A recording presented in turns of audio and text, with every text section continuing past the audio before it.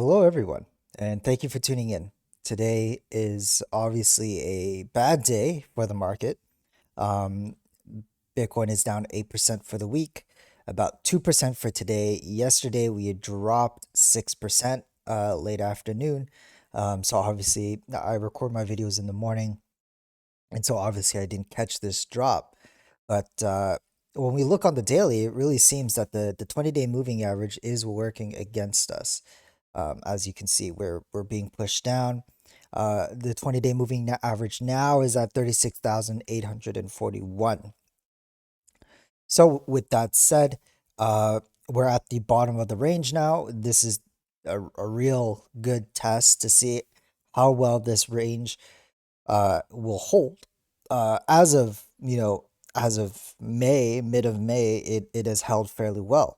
But now we have the looming factor of the 20-day moving average being slowly brought down, and we're being squeezed in this.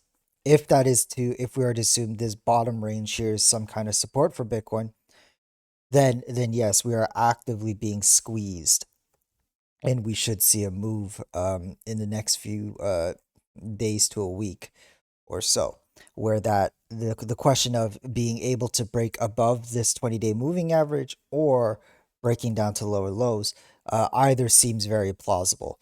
I wouldn't necessarily want to make a bet to find out. I would just wait to see what happens. I very much contemplated putting a leverage long, a very low one, as this being my starting point, but I think I'm not going to do that. The main reason is that if the odds of us staying below the 20-week moving average for quite a while is very possible. At this price point, we would have to move, almost 50% to get back above the 20-week moving average, indicating to me that it's going to be a hot minute until the 20-week moving average it becomes a goal for us. And so with that said, we can spend a considerable amount of time below it. I don't know how low below it, but it doesn't hurt to wait. And if it goes back up, so be it. I didn't get a good enough entry and I don't get the position. So with that said, it doesn't hurt to wait in my case. Okay, in my situation, it doesn't hurt to wait. If you're a more short-term trader, then you might be considering this move here. Obviously taking into account the structure here of Bitcoin and calling it as support, and making a play that way. I mean, that's up to you. For me, I think I'm gonna wait. If we break down further lower, then that's gonna be very interesting because essentially there's nothing here. There is nothing here between us and $20,000. And so if we break this, it'll become very interesting. We can consider $29,000 to be the bottom, which is where these wicks are at. But other than that, it is really just $20,000 is the next target. Um, and I really don't think we'll go to or below $20,000. That is my hunch. I am not betting on that hunch because I don't have a leverage long. So don't take that to don't take a second mortgage out of the house. But as of right now, we see that Bitcoin is really the market mover. Okay, it had two green weeks, and in that span, Bitcoin didn't do much, but altcoins kind of recovered. It's this kind of false sense of security, I would say, with altcoins and a majority of them. And when we see these short-term moves to the downside of Bitcoin, we really see altcoins get affected, like Ethereum, Chainlink got affected, Uniswap, basic attention token, you know, um, Litecoin got affected, XRP, you could say kind of got affected, VeChain got affected, down 6% for the week against Bitcoin. Tezos also got affected, down 5% now this week. So with that said, all coins do get affected in the short term. But having said that, I still think, going back to my previous video about three altcoins, I still believe Chainlink is a play, Cardano is a play, and Cardano against Ether is a play, and Aave is a play.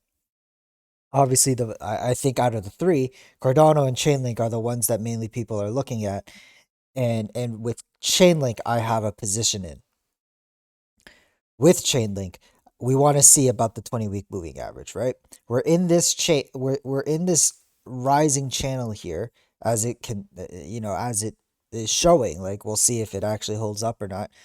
But we also want to see what happens with the 20-week moving average, and I'll go into detail in another video. This one's about Bitcoin. So with this move, Bitcoin is now at 32,000, $33,000. This region should hold. We want it to hold. The next target could be $29,000, which is the last kind of wicks that we have until $20,000. Again, these are just, you know, simple lines and rectangles. Bitcoin doesn't necessarily have to respect them, and it can create its own lines on the chart should it wish. But as the price shows, this is what we're looking at. Be prepared for the Bitcoin dominance to start making its way up at this point. Okay, we'll see if this here is a turning point, right? And it would become a higher low. And then potentially we could see a higher high, and then a higher low, and a higher high, a rising channel. And that kind of pattern, you know, if Bitcoin dominance does this, would result the Bitcoin dominance going up for the coming weeks, which is something that we anticipated. We anticipated that Bitcoin's going to take back the liquidity, whether that is a very bullish move to the upside, where everyone wants to be a part of Bitcoin, or a move to the downside, which negatively affects altcoins, and then Bitcoin becomes a flight to safety. Either two scenarios are very possible and probable, and right now we are seeing the latter of the two happening right now. Anyway, that is all for today, you guys. Thank you so much for watching. Take care.